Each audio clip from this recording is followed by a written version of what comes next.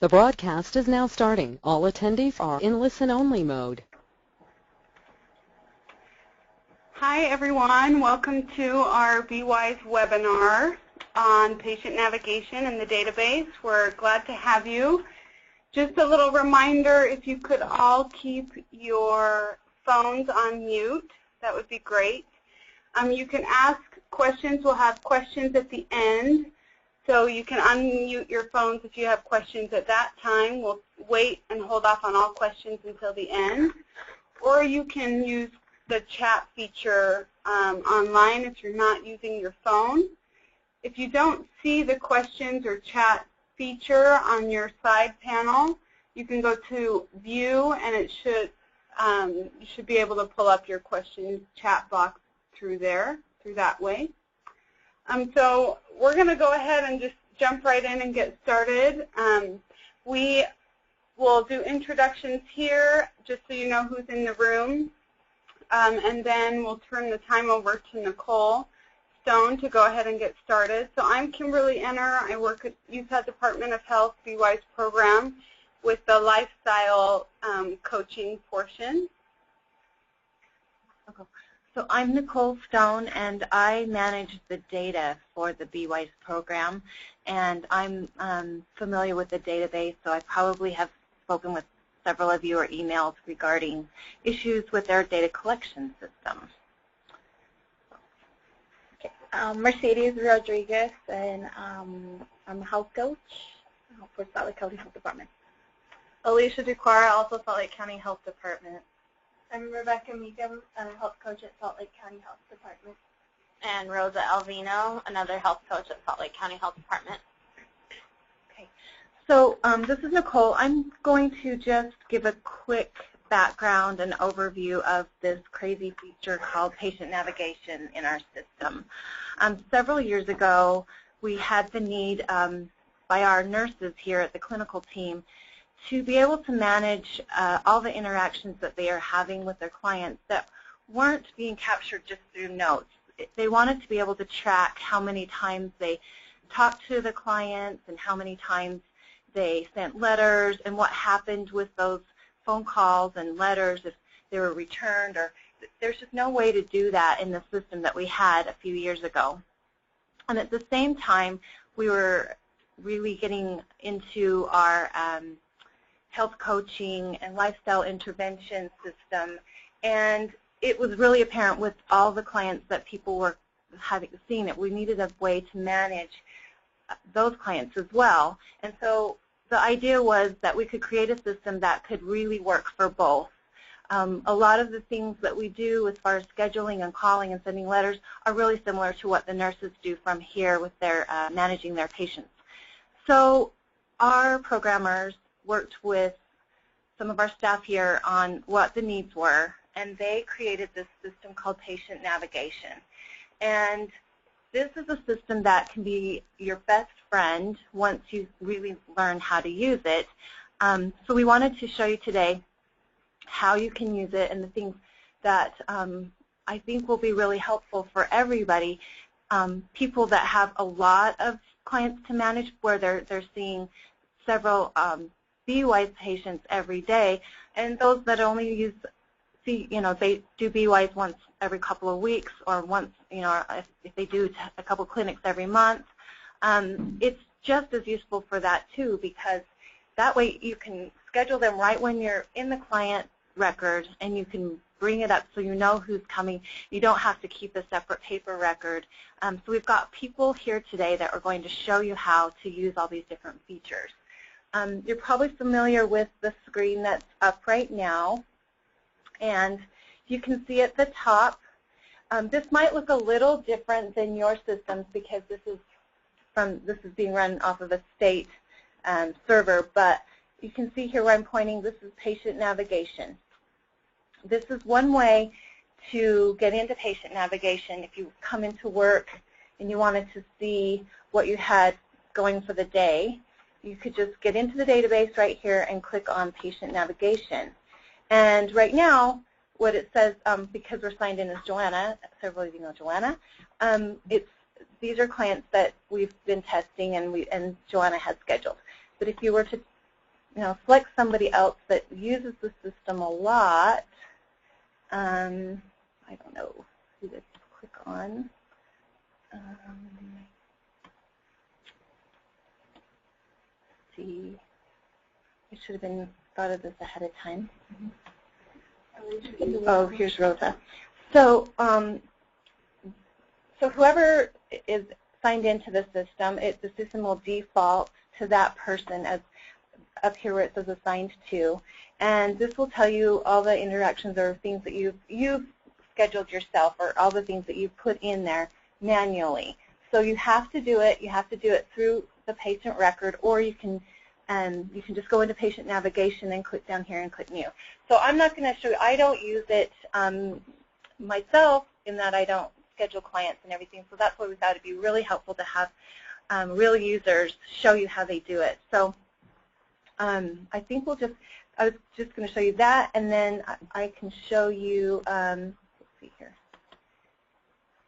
I think that what we'll also see today is how to get into patient navigation through actually a lifestyle intervention session. So those are the two kind of main things that we use it in the BeWise program, is to schedule people for their next session, or to schedule a reminder call, or send them a letter. But there's so much more you can do with it. Once you're in that record, you can document what happened with that phone call, if they didn't show up, and things like that. So it keeps track of all that, and it's just a really helpful tool. So I think I will turn it over to the next, I guess, Bear River. Okay, so Holly, if you're on still on with us, I'll have you go ahead and we'll switch over to you, and you can show us, Holly from Bear River is going to show us how they use the system there. Perfect. Okay, actually, Holly and Monica, so Holly Budge and Monica Tunnell are both here from Bear River, and Monica and I are both lifestyle coaches. We're actually in the clinics, and so we do the initial LSI with the clients, but then we also do all of the follow-up. So we're lucky that we get to see the clients that we actually also saw in the clinic. So what we're going to demonstrate first is when you're with a patient in the clinic, how you'd go ahead and schedule those follow-up LSIs. And then Salt Lake will later be walking you through then how you know who to contact on those follow-up LSIs. So we're kind of bouncing around a little bit, but I think it will still be great and will make sense. So what we thought we would do is I'm going to pull up a patient. Again, these patients are coming from a fake database for confidentiality, so don't be worried about that. But we are going to look at Maria Lugo, and we're going to assume that Maria is there with me in the clinic. Holly? Yes? Can you maximize your screen, please? Oh, yes. You told me that. You. My bad. Okay, hold on 1 second. Okay, so we are in the clinic with Maria, and okay, we've got to keep maximizing. So one little thing about Citrix is that is kind of a little bit of a pain, but here we have her, and we've done our session, and we need to schedule an LSI. So if you notice, we're here in this session tab, and you'll go over here to this other little tab that says Schedule Next LSI. If you click on that, another screen pops up, and it's a little bit different than it is, again, usually because I'm logged in as me, it would already have defaulted to me, Bear River Holly Budge, but since this is a test database, I have to enter that in now. And I'm going to click New, because I'm going to create a new follow-up LSI for Maria. So after I click that, it will say, it gives me this window. And again, I shouldn't have to select this BeWise LSI. That should automatically default. But again, being a test database, I've got to select that. So then the first thing you'd want to do is you kind of need to know what the schedule is of when you should follow up with these individuals. So for a first follow-up LSI, it's generally 2 months after that initial clinic visit. So you would change the plan date to 2 months out. So we'll put that as April 20th, and then who it's assigned to. And then you can go ahead and fill in all of these screens to give yourself information about, did that patient want you to phone them? I have some patients that like me to email them. There are a couple that we have to send the certified mail to. So you'll know that from the visit, and you'll click that in. And then once you do, you can see other things pop up that you need to assign. So I always ask the patient when I'm in clinic if it's okay if they don't answer, if it's okay if I leave a message on their machine so that they could call me back. Or I also ask if it's okay if I leave information with another family member just for their confidentiality, but our goal is generally to reach the patient.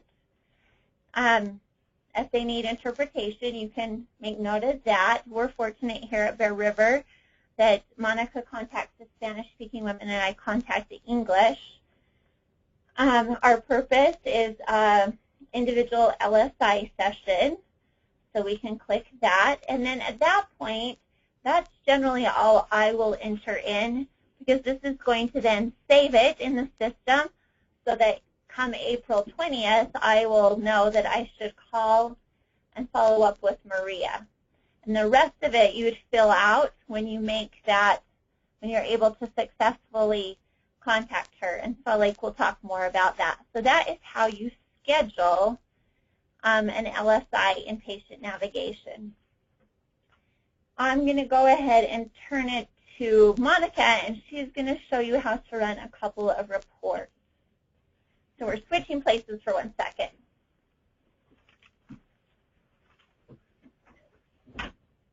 Okay.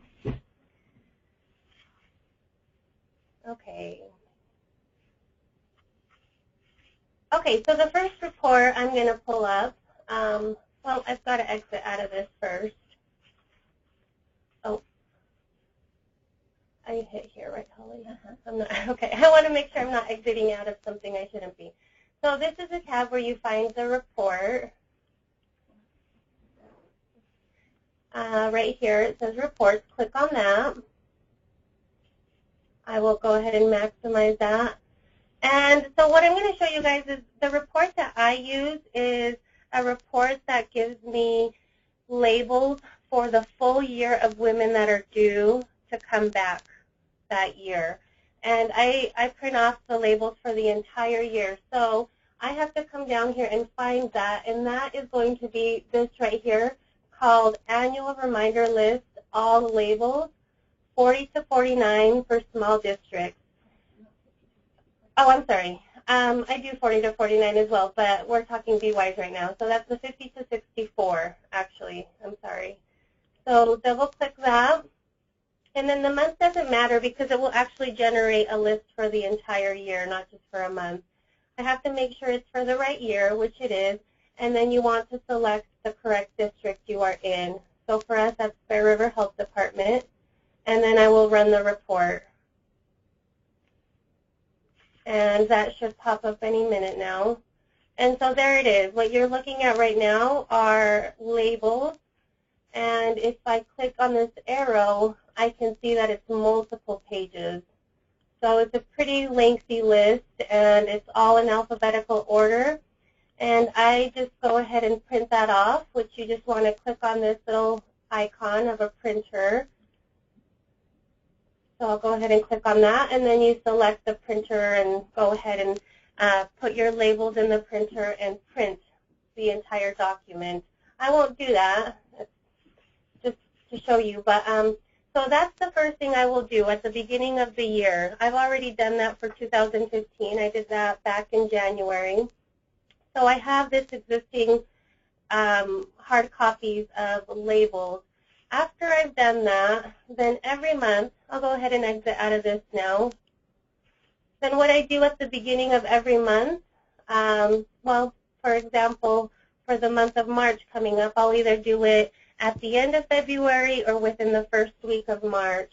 I will go in to this report titled Annual Reminder List Labels 50 to 64 English by month, and also Annual Reminder List Labels 50 to 64 Spanish by month. So we have it broken up by language, but I'll just go ahead and do the English one now. And so if I was to do the month of March, I would go ahead and click March. I make sure that the year is 2015, and I also have to input the correct district. Again, Bear River Health Department, and I'll run that report. So it's generating the report for the month of March right now for the year 2015.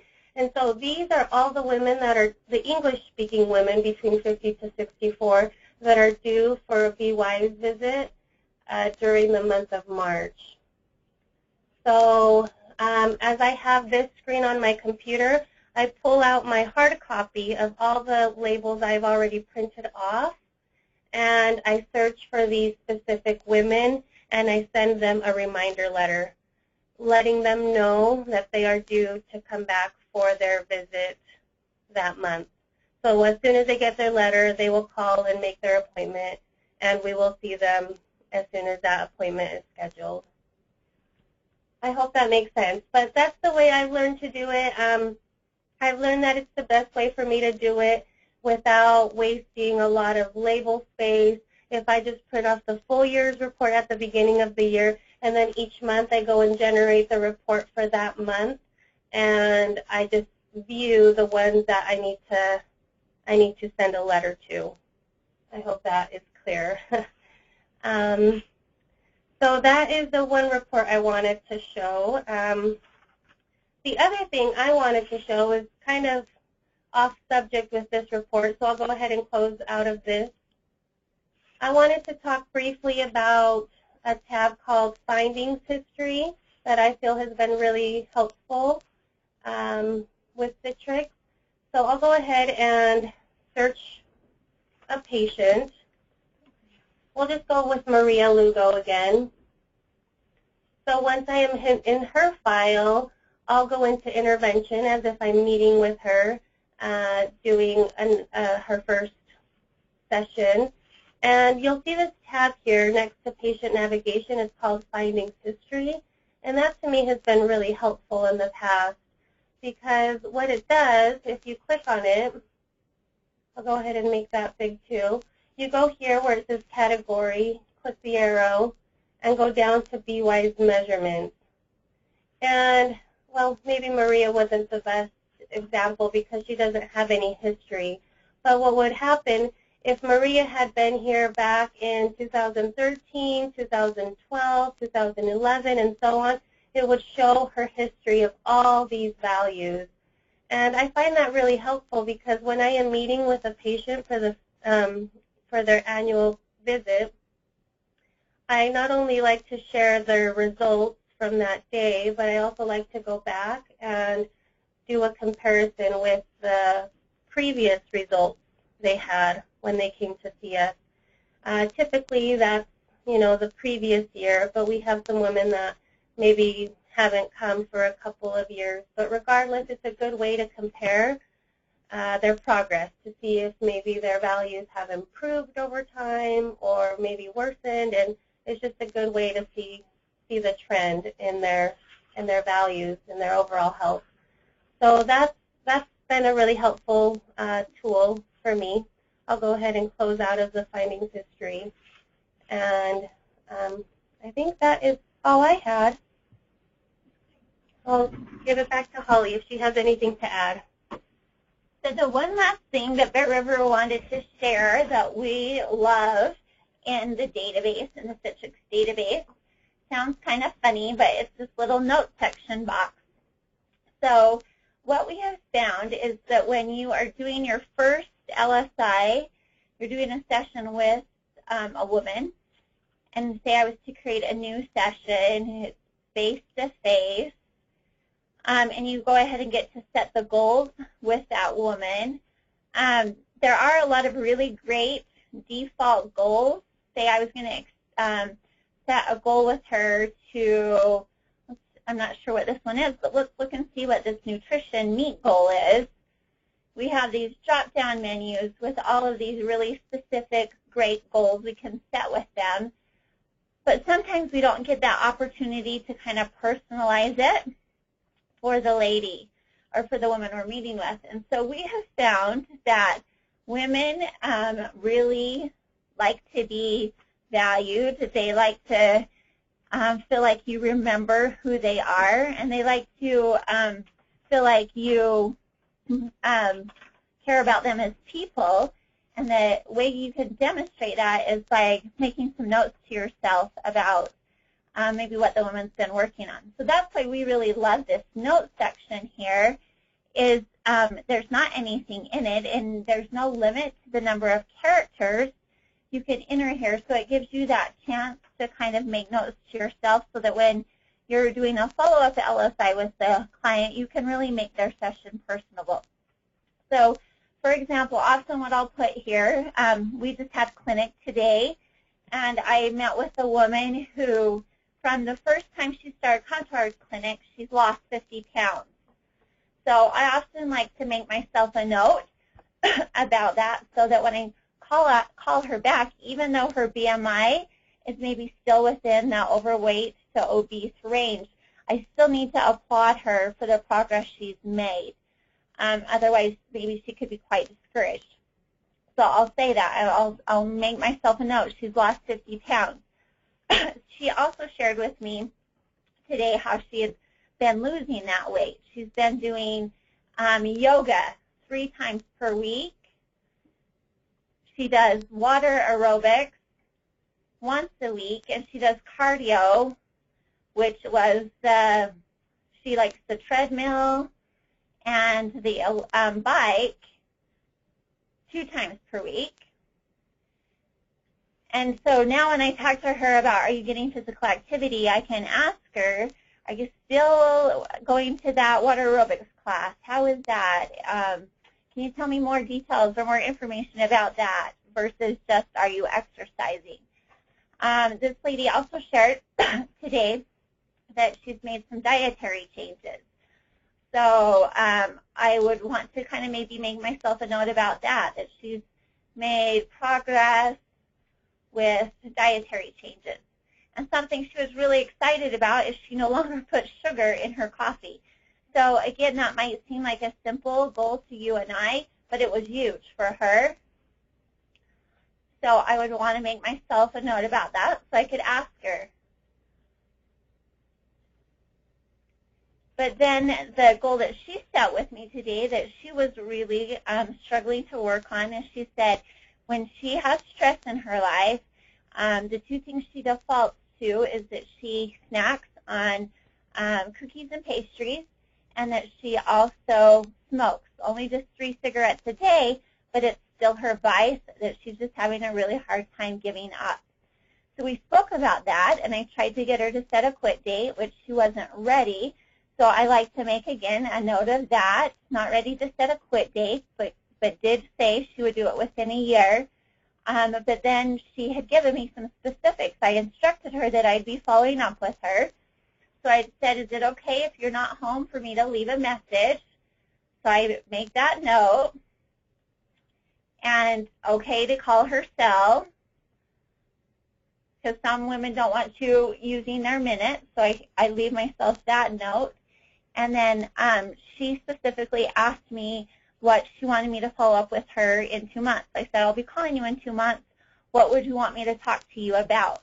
And so if that's applicable, that again would be information I'd want to capture in this note section box. And so after I do all of those things, you know, she told me her husband's a smoker. That's one of her challenges.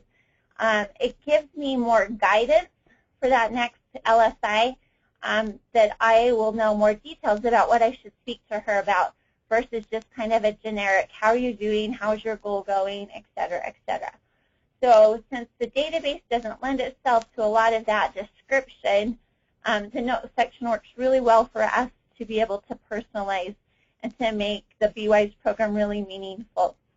And so So that was just one little other mention that we wanted to point out, that it's a super helpful tool for us that maybe you could try to use better as well.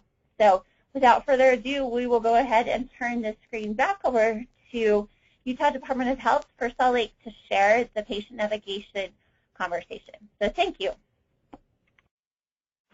Thank you, Holly, and we'll go ahead and have Rosa present. Yes, please. Hi, everyone. So I would definitely mimic what Holly had to say about the note section. We definitely use that quite a bit. We put in personal things that we talk to the clients about. Sometimes they'll tell you about their family, so we'll put in things about their family in there. Another thing that we put in that note section is when the best time is to call them. That helps us better reach them when we do have to, have multiple attempts. We know maybe a certain time of the day to call them or a certain day of the week. So we like to put that in the notes as well, and that helps us ensure that we are getting those follow-ups done.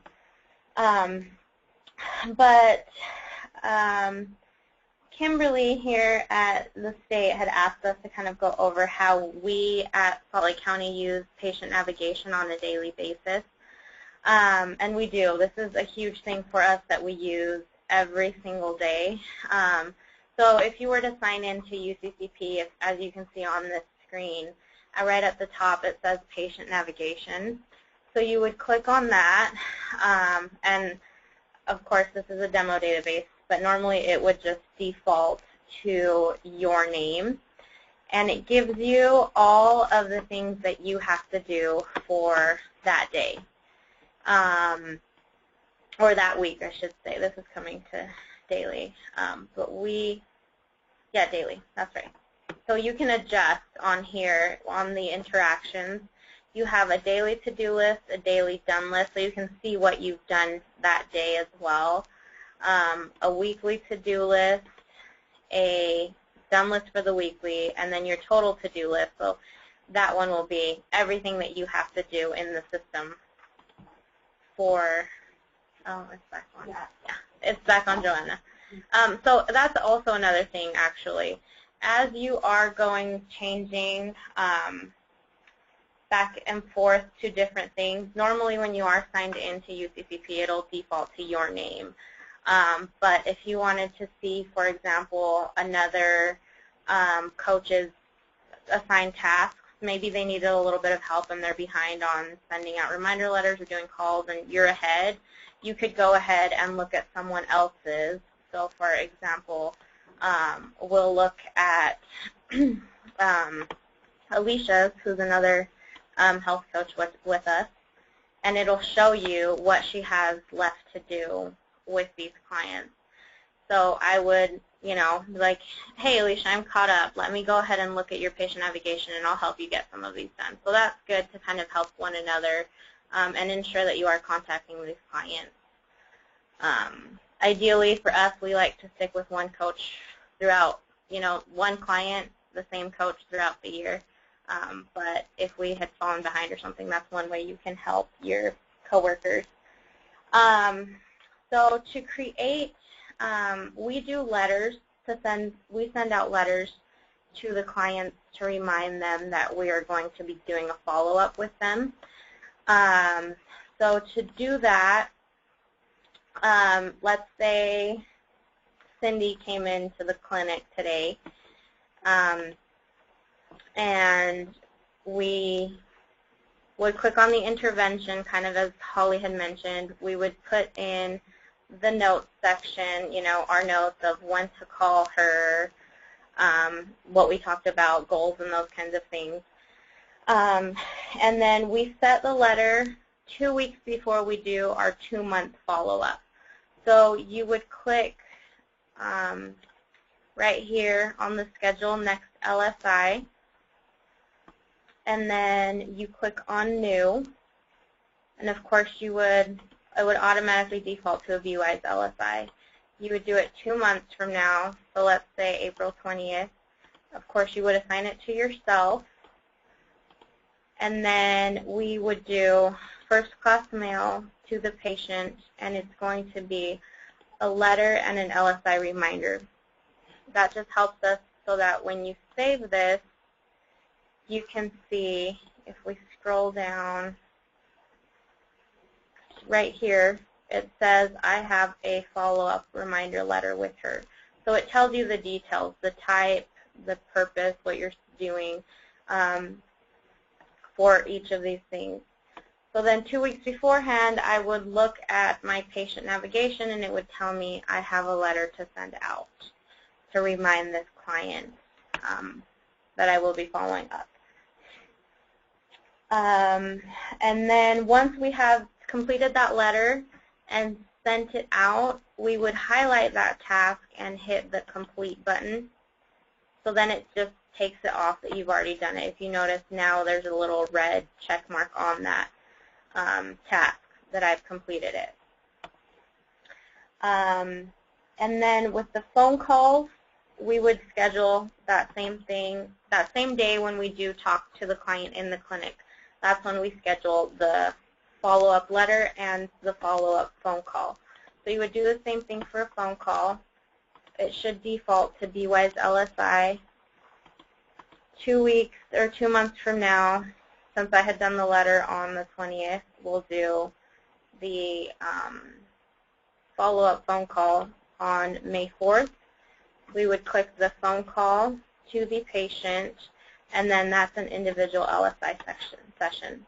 From there on, we don't do anything else because that gives us all the information that we need. But as you can see, there's lots of other options here that you can choose from. And so then you would save that, and as you can see, there is a phone call. Oh, I didn't set that to myself. So you could always go back and change and make sure that it is assigned to yourself. But normally when you're signed into this on your own account, it would default to your name. But as you can see, it's now assigned to me. So when I would do that phone call, I would, in the notes section, what we like to do when we do create this, for example, we have a lady, she tells me, call me on Wednesdays at 9 o'clock in the morning. So in the notes section when we create this, we like to write call at 9 a.m. or depending on what time they said would be a good time to call the client. So we have it in multiple places. We have it in our patient navigation task that we created, and then also in the notes for the intervention for that client as well. And then once we have called that client, let's say I did that call with the client, we would mark the task as completed. And for this, we do it a little bit differently. We open the interaction itself, and then we scroll down to the outcome. Let's say I called her and I was able to get a hold of her and we completed the session. You would click on phone LSI completed, and then of course you would put the date, and then that'll complete the task for you. If you save it, as you can see, it gives me the red mark. There are other options as well. So if I called her and I wasn't able to get a hold of her, I left a message with her. You can choose one of those options, or left a message with someone else, those kinds of things that you can choose. So then you can always see what the outcome was right under the outcome side. We were able to complete the LSI. If you can see previous, let's say she was in Utah County, she would have completed these 2 sessions. And then additional follow-up. So let's say I called Cindy and I didn't get a hold of her. That same day after I have left a message with that client, I would create a new task to call her the following week. So you just go in, choose the date, make sure it's assigned to yourself. You're going to do another phone call, and it's going to be for an individual LSI, and you're kind of reminding them as well that you're going to call them. So then you would save that. And then so for each time we do a follow-up, let's say we don't get a hold of them the first time, we'll try another 2 times And so each time you are going to make an attempt to call the client, you would want to create an interaction here for the client so that your patient navigation reminds you to continue to attempt to call the client and get a hold of them to complete that session. On that note, I'm going to jump in real quick. This is something that I use a lot when I'm seeing if clients are either lost, when I'm wondering why clients haven't finished their LSI dosage. I look in patient navigation to see, are we trying to contact them and not getting a hold of them, or are we not contacting them? So is it on our end or on the client's end that they're not finishing the LSI? That's really important as we report to CDC how our program is going. So if you haven't been using this to record attempts, it would be really helpful for us here if you can. Yeah, definitely. Thank you. So I will switch it over to Alicia now so she can kind of show you how we do some other sections. Thank you. So Rosa kind of showed how we use patient navigation to create letters and phone calls, and a little bit of how we did attempts, like Kim was saying. Background story before I kind of review again what we do. I came into BeWise a little over 3 years ago before patient navigation, where we used Excel databases, we used print our own Word document, write everyone's name down and check it off with our pens, you know, anything besides, you know, a normal database. So when patient navigation was created, there was a little resistance because it's something new. And I'm was used to my writing it on a piece of paper and checking it off. I thought that was really effective. But as you get used to patient navigation, it may seem intimidating at first, but really it is way more effective. You don't have stray pieces of paper that you're crossing off and trying to keep track of with data and patient information on it. So really it keeps it clean, it's HIPAA protected, you are able to be more organized. So after, you know, getting trained on patient navigation and learning how to do it in an effective way, looking back on it now, it was funny. I'm switching positions right now, so I'm cleaning out my desk and going through all my BeWise papers. I completely forgot I even did the whole paper and pen thing until I took out this folder of all these pages of crossed out and checked and notes that I had from, you know, years ago, and I showed Rosa all my stuff, and I was like, oh, wow, I used to do this. That's so funny. Anyway, so patient navigation really is a better way to do it once you get it down and get a hang of it. So I'll review just, again, briefly, kind of Rosa went through it, but repetition's good. So we'll do it again.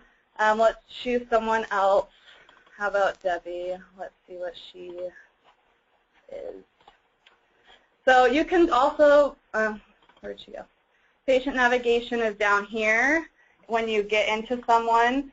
So if you had Debbie pulled up on your patient navigation and you wanted to see how many attempts you have done with Debbie, you can pull it up on this first page as well. Patient navigation is on multiple screens, so you can get to it from everywhere. Okay, Debbie is not good because she doesn't have a lot. Let's go back to Cindy. She has a ton. She has a ton. And let's organize it by date because that confuses me when it's not. Okay, so it's still not really organized by date, but okay, it's not a perfect organization. That is okay. So again, I can see, like Rosa had mentioned, how many times I have contacted a person, if I sent a letter, and if I've done some phone calls.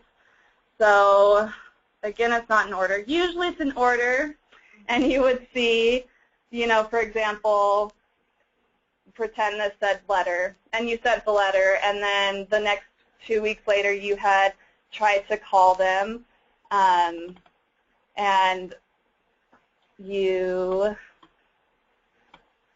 let's move the little down arrow right there. It's going to stay in your way. Oh, okay, awesome. So let's say you tried to call this person and you left a message and you were able to get a hold of them the first time. So like Rosa mentioned, you can click any of these other options of your attempt.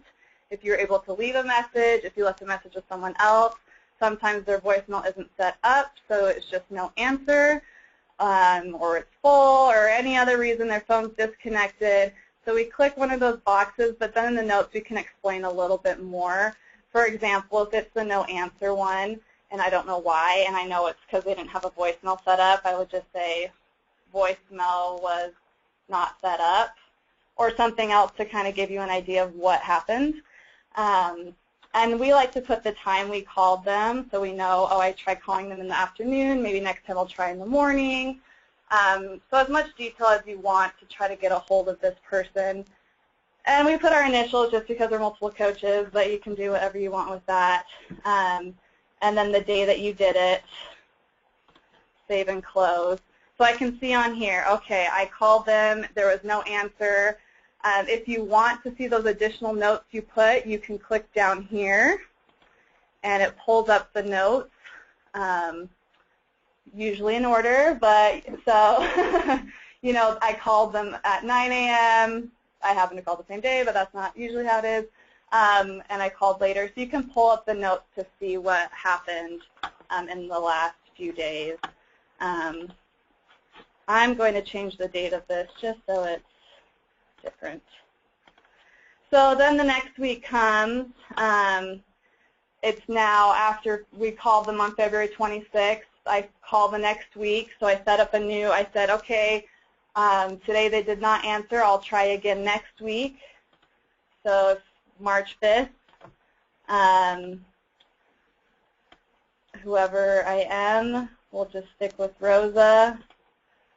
Oh, and an LSI.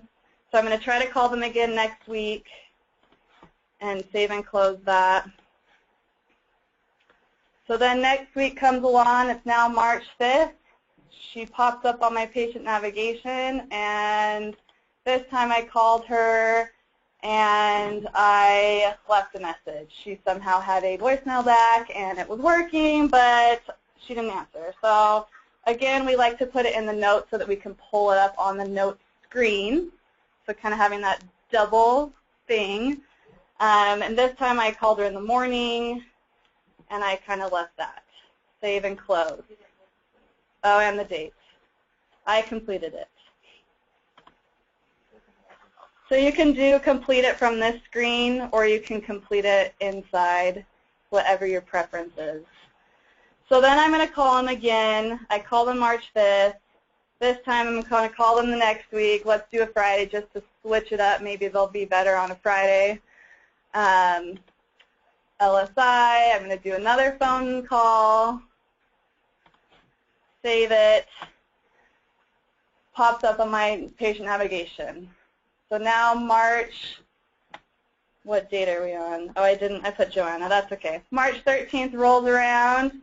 I call Cindy again. And I'm just not having luck with Cindy, and her phone's disconnected. So her phone was disconnected. I tried to call her at a different time, and I have made multiple, and you can say I completed it right here or in the other screen. So we're going to go to the date where we're March 13th is when we called her. So now you can see all these multiple attempts either in notes or on the screen. So I left messages, voicemail wasn't set up, phone was disconnected, and again, like Kim was saying, we want to make sure we are documenting every attempt so that when we mark them as lost, we can show that we actually tried to attempt to call them multiple times. Before we completely give up on them. So again, so CDC and the state can see that all the different attempts that we have made. At Salt Lake County Health Department, we try to call at least 3 times before we mark them as lost. And now we're adding an additional letter now, so we send them 2 letters. Again, we don't want to lose our clients. We do all we can, but you know, when phones are disconnected, they moved, we don't have any way to get a hold of them, you know, you do have to mark them as lost. So, but you do want to make those multiple attempts. But hopefully you do contact them on the second or third time and are able to complete that LSI and then start a new session. So that's a lot of scenarios of how attempts work and how you can keep track looking on your patient navigation or pulling it up in notes that are more detailed so you can see what's going on with that client. I think, reassigning. So last, for patient navigation, Rosa showed that you can pull up other people, other coaches, and see what's on their to-do list. We'll X out of Cindy. So going to the normal patient navigation. So for example, like I said, I'm changing position. So our Rebecca would be taking over all of my people. So I would go into my patient navigation and go in and reassign all of my people. Rebecca's not in here yet because this is an old database. Let's say I give it to Rosa. So I'll just say Rosa's going to take over my people. And I save and close it, and now it's Rosa. So I can go in and assign if you have people changing positions. You can reassign it to someone. If someone, any other circumstance, out sick, vacation, you know, you can go in and manually switch maternity leave. Yeah, all those things you can go in and switch who's assigned and make it a different coach. So you can always keep track of our clients. We don't want anyone falling through the cracks, and we want to make sure everyone's being contacted. And the way, I mean, this is a demo right now. The way UCCP is set up, we can only see, like, the people in our own health district. So I would only be able to assign it to Alicia or to Mercedes or to Rebecca, another one of the health coaches within Salt Lake County, so that you're not looking at the whole list of different coaches that are working in the state. I'll make one note on that. This is Nicole. As you can see, the way patient navigation is set up, it's to follow a client throughout the whole time that they're involved with UCCP. So you can see the notes will show you all the years, and anyone who's entered notes will show up there.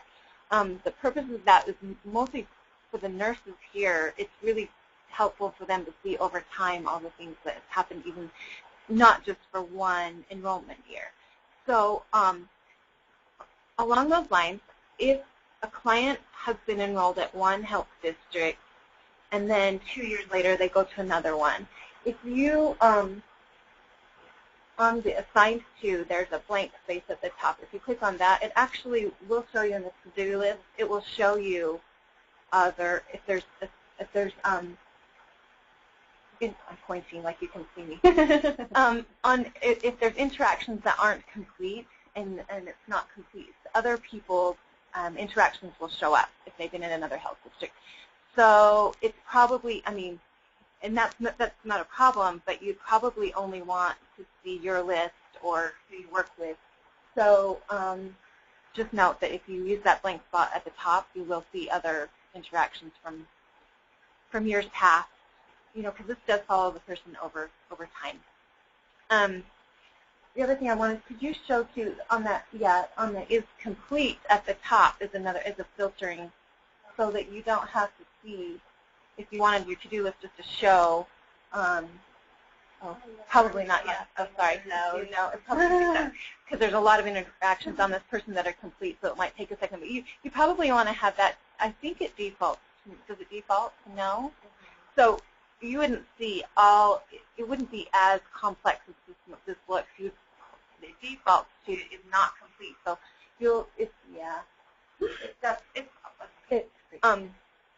and so I just wanted to make note that it is over time, so you will see all the interactions. So going along with what Nicole was saying, if you, I mean, it's kind of grayed out right now, but in the advanced search criteria, it gives you sections that you can choose. For example, if you want to choose the day that you're going to be sending out all those reminder letters, you would just click first class mail or other mail or something, and you could just do all of those in one day, whatever it was assigned to. Do you want to click on like first class now? No. Too many things. Yeah. So if you want to choose like one specific task that you want to do for that day or that little chunk of time, that is also another great feature in patient navigation that we've used quite a bit in the past as well.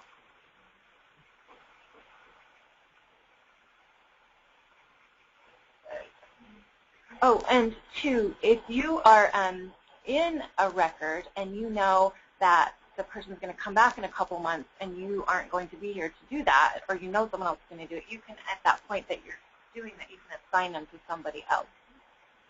And you can assign it to one person if there's one person that does all of the health coaching, you know, or if you're going to assign other people, you can put that person's name.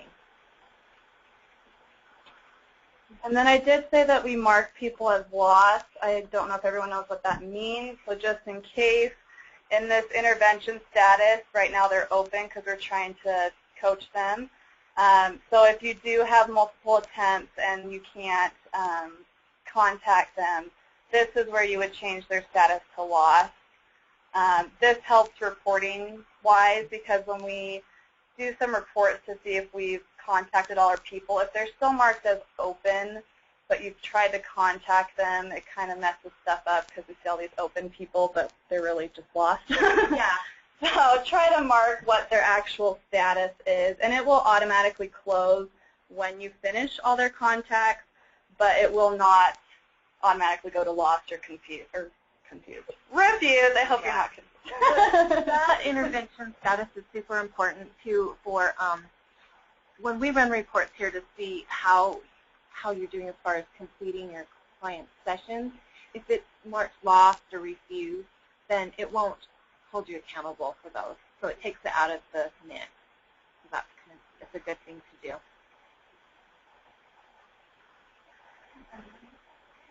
Do you have anything else, Nicole? Okay, so are there any, we'll take questions. If there are any questions, go ahead and ask them now.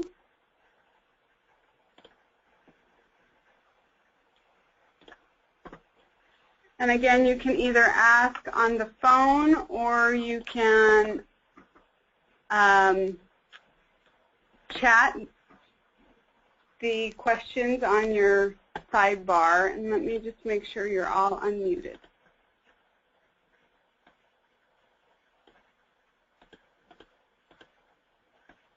I have a question. Sure. Who is this? This is Janet in Wasatch County. Hi, Janet. I was just wondering what their letter says that they send out before they call them or before they complete their LSI.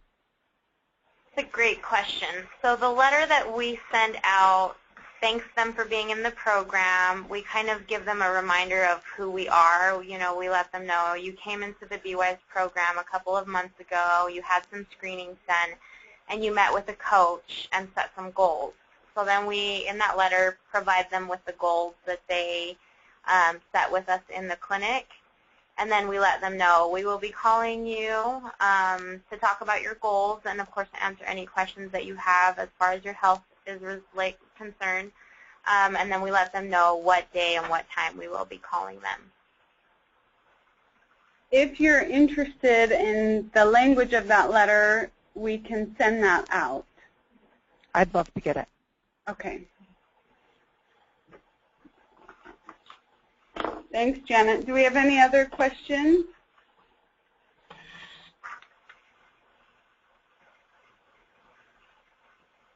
And one thing we found that's helpful with scheduling a 2-month follow-up, as Rosa mentioned, is asking a specific day and time.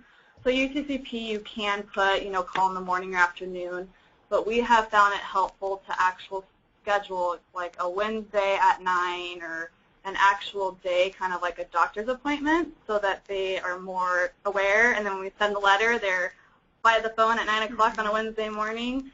So we kind of keep track of that in a Outlook calendar thing because UTCP doesn't do that right now, but that is helpful so they are at a specific time ready for you to call. Previously, we just called them whenever, and we found that we'd have way more attempts than having a specific day and a specific time to call, and we put that in the letter so that they're ready to go.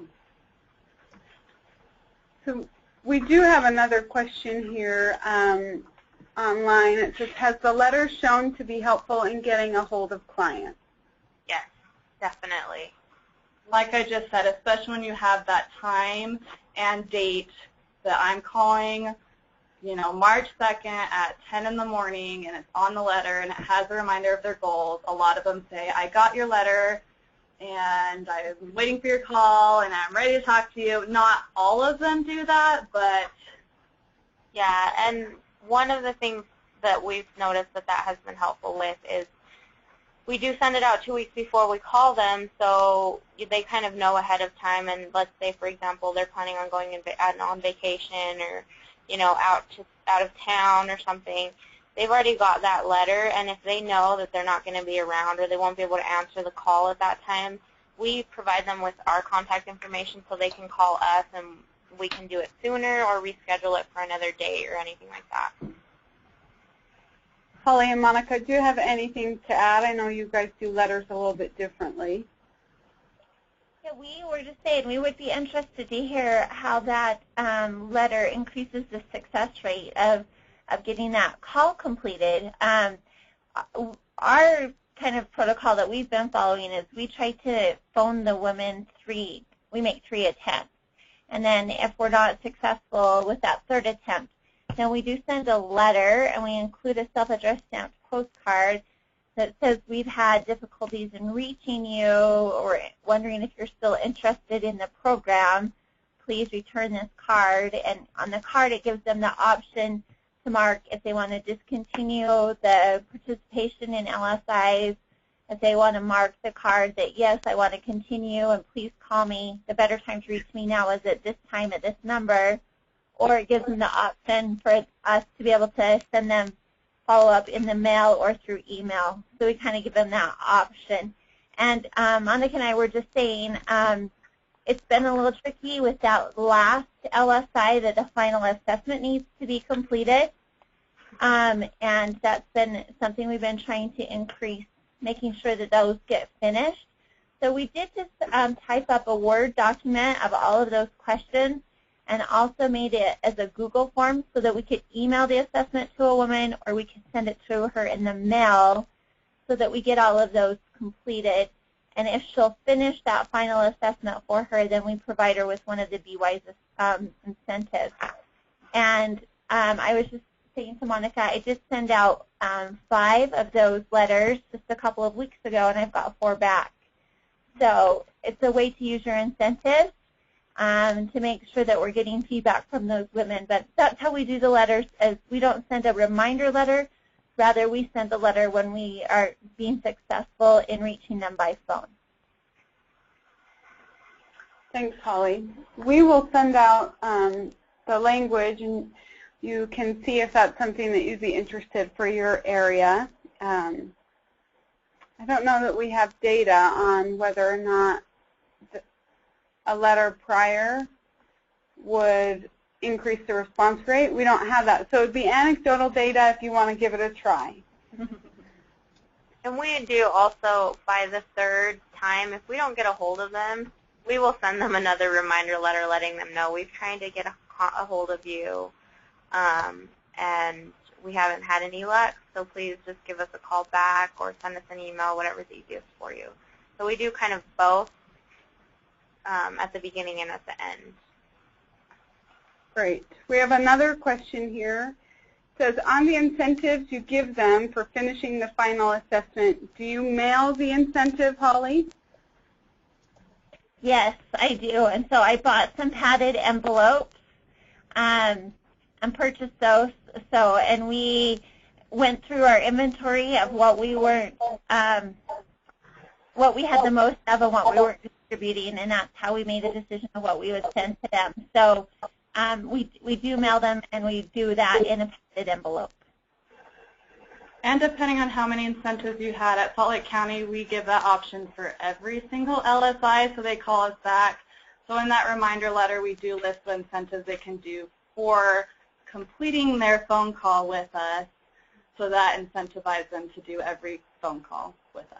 So, so that's a part of the letter too, that makes the letter useful. Not only does it give the date and time and their goals, but it says, if you talk to us, you can get an incentive. So, and we include the final assessment questions as well in the final letter. So it is helpful. Okay, any other questions? So is it okay to use email and texting? Email is an option, yes. I don't know about texting. We have not had that question. So let me find out and see. I don't know that CDC would acknowledge a text, would they? For a coaching session? So you... No, not for a coaching session, just as a reminder. As a reminder? We'll be calling tomorrow at such and such a time. Yeah, a reminder, I think, is fine. Yeah, for reminders, I think it's open for whatever you want to do to remind your women. I think that is appropriate. Okay, thank you.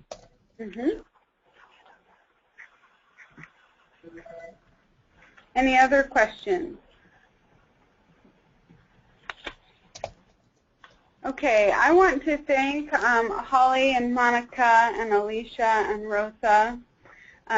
It's always nice to have somebody who's in the database often and frequently and using it on the clinical side to explain, and so you can get an idea. Each health department uses the database a little bit differently, but we're really hoping that you can use it to benefit you and to make your life easier. That's the goal, to not make it harder, but to make it easier.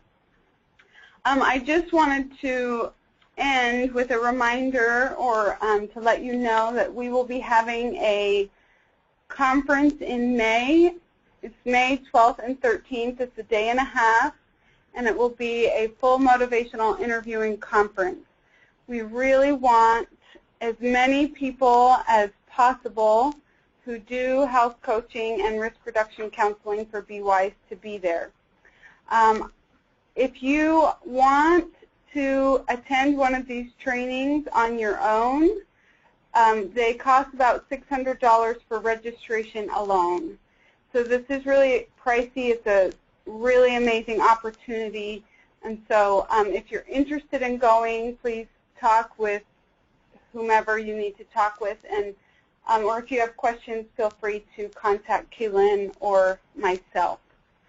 Thanks again. Oh, also, if you are interested in a test database, so the database that you saw today that we used for this webinar is a test database, meaning scrambled data. So if you want to get in and kind of dabble around and see different features in the database, you can do that without fear of deleting or ruining somebody's record. All you need to do, you can contact Joanna or Nicole, and they can set you up to have access to that test database. It's also really good for training new people who will be starting. So let Nicole or Joanna know. Okay, thank you for your attending today, and we will see you soon.